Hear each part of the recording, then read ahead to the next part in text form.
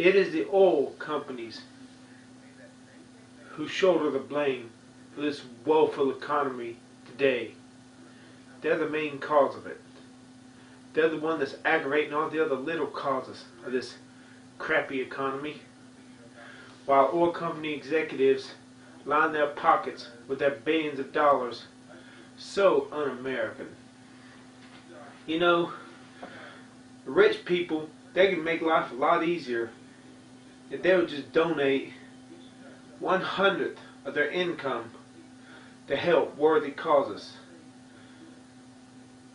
And the oil company executives, why can't you be satisfied with your so much money you got?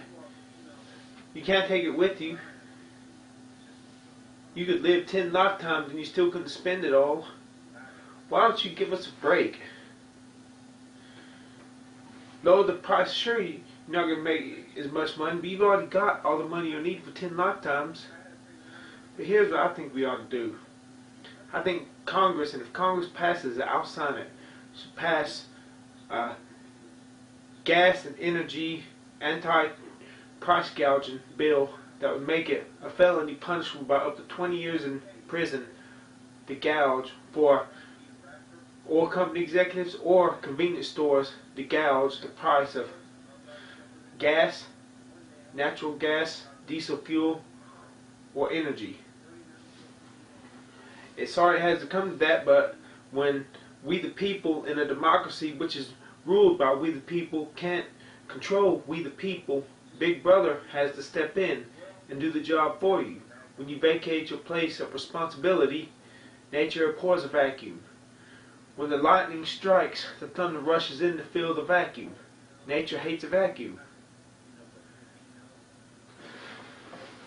If we were good, perfect people, perfectly good people, we wouldn't need laws to keep us in line. The only reason we got laws is because each one of us has the potential to do evil. And government has to hold that evil in check. Government was established and became a reality because without it, when mankind refuses to control themselves, when they refuse to stop killing one another, when they refuse to stop killing their neighbors, when they refuse to stop stealing from them, when they can't stop stealing from their neighbors, when people steal and kill and lie to one another, society becomes sick. And if it keeps on unchecked, society will crumble under its own weight like a black hole in a white dwarf star. That is why our government has been established to hold the evil impulses of men in check. Because we can't do it ourselves. That is why we got the death penalty for murder. Human government was established long before Jesus Christ established Christianity upon the earth. Before he established love thine enemy, turn the other cheek. Obama was right when he said if government, the keyword government, was to follow the Sermon on the Mount, they couldn't stand because they give way to the wishes of all the other governments. That's right. Government is not Christian. Government is mankind being given permission to force mankind to not do evil, to not kill, to not steal from one another, to not make society a sick society. That's why there's no such thing as a Christian government. You see, if you're a good person, if you're one of God's people and you're a good person, then you're going to want to do good because it's what God wants.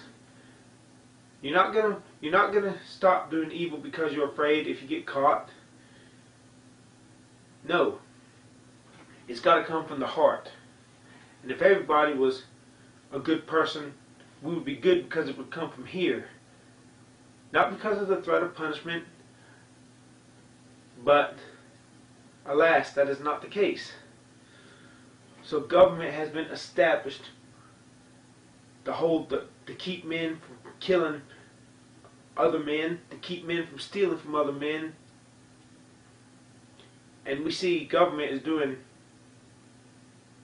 a woeful job of that. You see, government is not the salt of the earth. God's people are. Government can only hold back the tide, the sickness of society to destroy itself, the cancer in society. God's people, the salt of the earth, with the moral compass within themselves, keep this earth from rotting into nothingness, to keep a dead society from rotting away.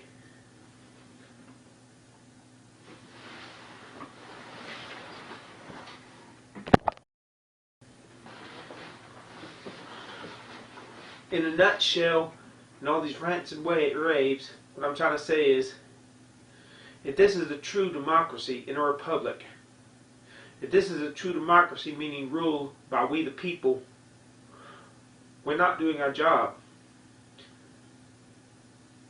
There's so many of us killing one another, so many of us stealing from one another, lying to one another.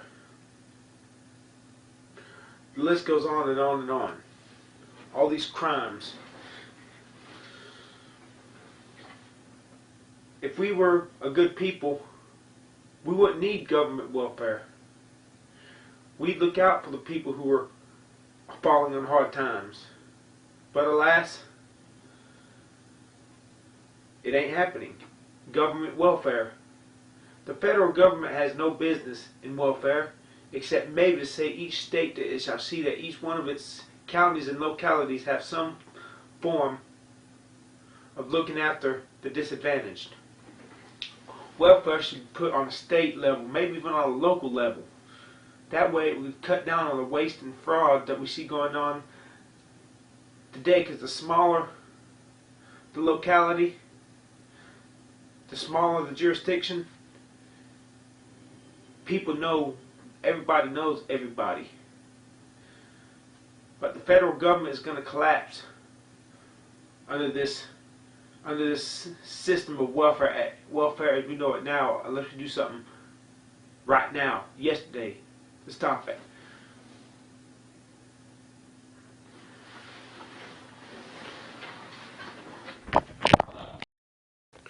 With Pit, who's he? Gosh, that looks good. With Pit, with Pit.